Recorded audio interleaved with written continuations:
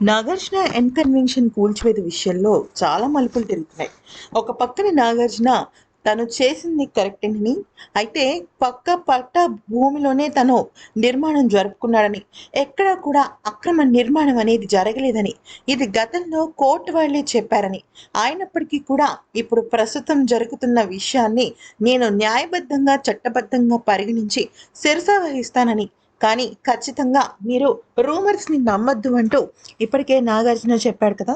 అయితే దీనిపైన మొట్టమొదటిసారి అఖిల్ స్పందించినట్టు తెలుస్తుంది.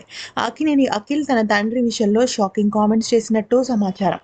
అదేంటి అంటే అఖిల్ ఏమన్నాడంటే, నా తండ్రి నా నా తండ్రి ఎంతో గొప్ప విలువలను పాటించే వ్యక్తి. నటనైనా, వ్యాపారమైనా, పలువురికి అన్నం పెట్టే విషయంలో అయినా మా నాన్నగారి తర్వాతే ఎవరైనా అని నేను గర్వంగా చెప్పగలను. అన్నపూర్ణ స్టూడియోస్ కానీ, ఏ ఇతర సంస్థలు మాకు సంబంధించినవైనా కానీ, వాళ్ళు ఎంతో ఎంతో గొప్పగా మమ్మల్ని చూస్తారు. వాళ్ళకి మేము అంత ఆదరణ అందిస్తాం. మా మా దగ్గర పనిచేసే వాళ్ళందరూ కూడా చాలా గొప్పగా మమ్మల్ని ఆశీర్వదిస్తారు. అదంతా కూడా మేము వాళ్ళని చూసే తీరు, పద్ధతిని బట్టి ఉంటుంది. ఎక్కడా కూడా మేము రూల్స్‌కి కానీ, నిజాయితీకి కానీ దాటి వెళ్ళం. అలాంటిది మా పైన ఇటువంటి జులుం కరెక్ట్ కాదని అనిపిస్తుంది.